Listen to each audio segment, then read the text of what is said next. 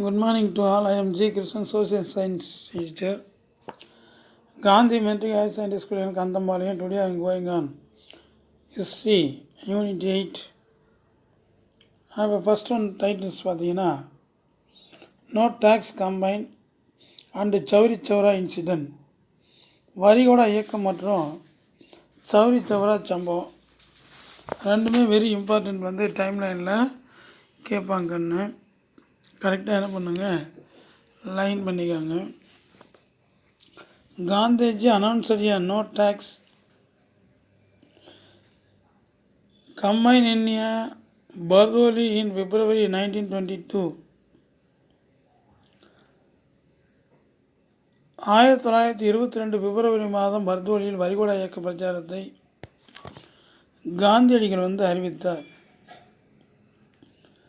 அப்போ வரிகோடா இயக்க பிரச்சனை எந்த ஆண்டு காந்தியடிகளால் அறிவிக்கப்பட்டது பர்தோலியில் அப்படின்னா 1922 பிப்ரவரி மாதம். This movement greatly enhanced Gandhi's reputation as a national leader, especially the peasants. இந்த இயக்கங்கள் ஒரு தேசிய தலைவராக காந்தியடிகளின் நற்பெயரை பெரிதும் மேம்படுத்தின. Gandhiji made a nationwide tour.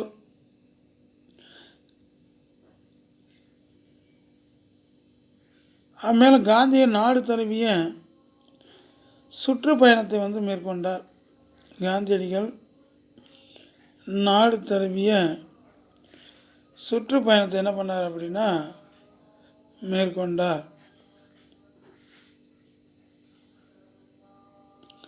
Wherever he visited, there was a fire of foreign cloth. அவர் பயணம் மேற்கொண்ட இடங்கள்லாம் அந்நிய துணிகள் குவிக்கப்பட்டு தீயிட்டு கொளுத்தப்பட்டன.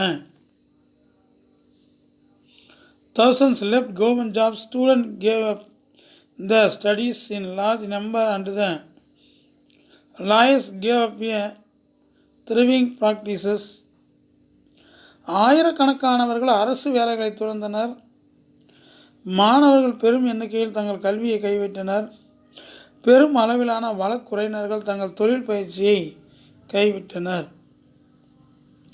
Boycott of buildings, goods and institutions were effective. ஆங்கிலேய பொருட்கள் மற்றும் நிறுவனங்கள் புறக்கணிப்பு தீவிரமாக நடந்தது. The boycott of the Prince of Wales visit to India was successful. Wales இளவரசி இந்திய பயணத்தை புறக்கணிப்பது வெற்றிகரமாக நடந்து முடிந்தது. On 5 February 1922, a procession of the nationalists in Chauri Chaura, a village near Gorakhpur in present-day Uttar Pradesh, and broke by the police turned violent. 1922 ஆண்டு பிப்ரவரி 5ஆம் நாள் லைன் பண்ணிக்காங்க. அதான் சௌரி சௌரா இன்சிடென்ட் நடந்த நாள். இது உத்தரப்பிரதேசத்தில் உள்ள கோரக்பூர் அருகே சௌரி சௌரா என்ற கிராமத்தில், சௌரி சௌரா என்பது மேப்பில் கேட்பாங்க, அதுவும் பார்த்துக்காங்க. தேசியவாதிகள் நடத்திய பேரணி காவல்துறையினருடைய தூண்டுதலில் வன்முறையாக மாறியது. The police finding themselves outnumbered shoot themselves inside the police station.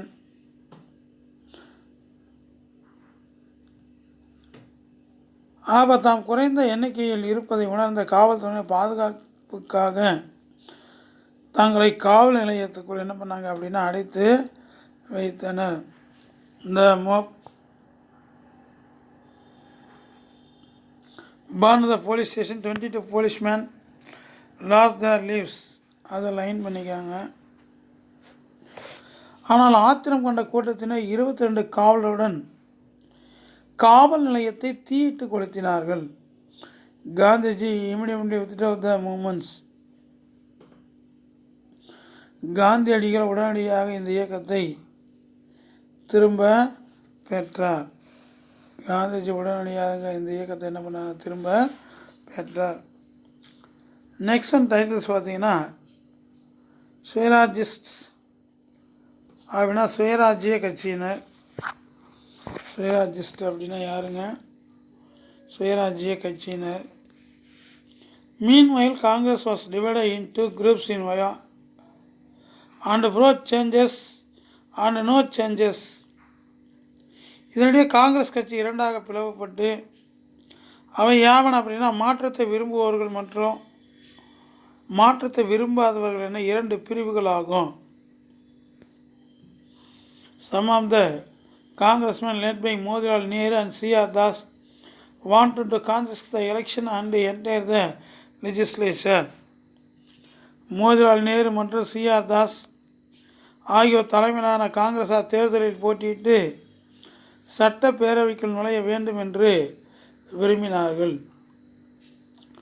They argued that the national interest could be promoted by working in the Legislative Council under Darcy and working the colonial government within. சட்டப்பேரவையில் பல்வேறு பணியாற்றுவதன் மூலம் மட்டுமே தேச நலங்கள் மேம்படும் என்று இரட்டை ஆட்சியில் பங்கேற்பதன் மூலம்தான் காலனி ஆதிக்க அரசை பாதிப்படைய வைக்க முடியும் என்று அவர்கள் வாதிட்டானார்கள். அவர்கள் மாற்றத்தை விரும்புபவர்கள் என்று அழைக்கப்பட்டனர். They were called the pro-changes.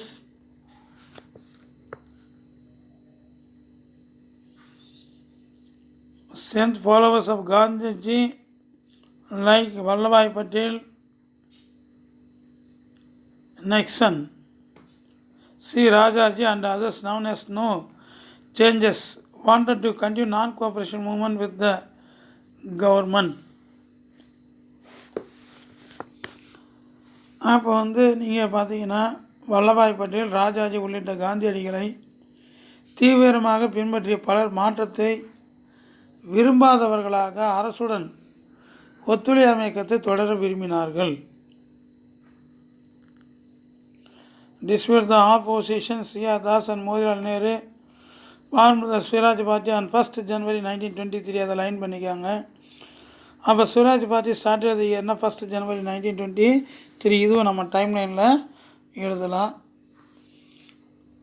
அப்போ எதிர்ப்புகளுக்கிடையே மோதிலால் நேருவும் C.R. தாஸும் 1923 ஜனவரி முதல் நாள் சுயராஜ்ய கட்சியை தொடங்கினார்கள். அப்போ சுயராஜ் பார்ட்டி ஸ்டார்ட் ஆகுது இயர் கேட்பாங்கன்னு திரும்பவும் சொல்கிறோம். லைன் பண்ணிக்காங்க, very important. 1923 started by Das and Das அப்படின்னா C.R. Das and Motilal Nehru. Swaraj Party members were elected in large number to the Imperial Legislative Assembly and the various provincial legislative councils. இந்த கட்சி பின்னர் காங்கிரஸ் கட்சியினுடைய சிறப்பு அமர்வில் அங்கீகரிக்கப்பட்டு ஆங்கிலேய இந்திய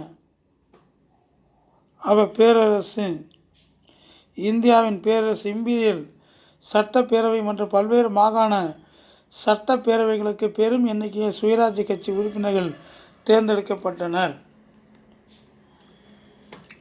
They effectively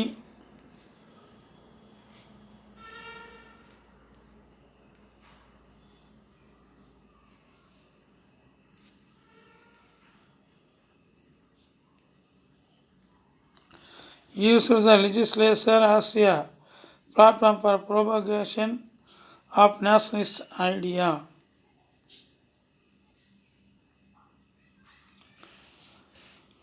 அப்போ வெறும் எண்ணிக்கையிலான சுயராஜ்ய கட்சி தேர்ந்தெடுக்கப்பட்டு பார்த்தோம். தேசியவாத கருத்துக்கள் முன்னெடுத்து செல்ல அவர்கள் சட்டப்பேரவை ஒரு மேடையாக பயன்படுத்தினார்கள். In Bengal, they refused to take charge of transfer subject as they did not want to cooperate with the government. வங்காளத்தில் அரசுடன் ஒத்துழைக்க விரும்பாததால் இந்தியர்களுக்கு என மாற்றப்பட்ட துறைகளில் பொறுப்பேற்க அவர்கள் மறுத்து விட்டனர். அவர் எனினும் அதுக்கு முன்னாடி நம்ம பார்த்தோம்னா the exposed the true nature of the colonial government. Colony அரசின் உண்மையான இயல்பை அவர்கள் வெளிக்கொணர்ந்தனர். However, the Swaraj Party began to decline after the death of its leader C.R. Das in 1925. 1925 கட்சியின் தலைவர் C.R. தாஸ் மறைந்த பிறகு சுயராஜ்ய கட்சி வீழ்ச்சியுடைய துவங்கியது. அதுவும் எழுதலாம் டைம்லைனில். Death of C.R. தாஸ் 1925. நம்ம decline of the Swaraj party. Next நம்ம என்ன பார்க்கலாங்க அப்படின்னா, அந்த பாக்ஸு பாருங்கள். C.R. தாஸ் அது மோதிலால் நேரு பிக்சர்ஸ் கொடுத்துருக்காங்க. அதை டவுன் சைடில் பாக்ஸு என்ன சொல்லியிருக்காங்க அப்படின்னு நம்ம பார்ப்போம். Thus a system of a dual government introduced under the Government of India Act 1919 divided the powers of the provincial government into reserved and transferred subjects. 1919 ஆண்டின் இந்திய அரசு சட்டம் மூலமாக இரட்டை ஆட்சி என்பது அறிமுகம் செய்யப்பட்டது. அதை லைன் பண்ணிக்காங்க. இரட்டை ஆட்சி டர்சி கவர்மெண்ட்டு இன்ட்ரொடக்ஷன்ஸ் த இயர் அப்படின்னா 1919. The reserved subject comprising finance, defense, the police, justice, land, revenue and irrigation were in the hands of British. இதன் மூலம் மாகாண அரசின் அதிகாரங்கள் ஒதுக்கப்பட்ட மற்றும் மாற்றப்பட்ட துறைகள் என 2 வகையாக பிரிக்கப்பட்டது. The reserved subject comprising finance, defense, the police, justice, land, revenue and irrigation were in the hands of the British. நிதி, பாதுகாப்பு, காவல்துறை, நீதித்துறை, நில வருவாய் மற்றும் நீர்ப்பாசனம் ஆகிய துறைகள் ஆங்கிலேயர் வசம் ஒதுக்கப்பட்டன. The transferred subject that included the self government.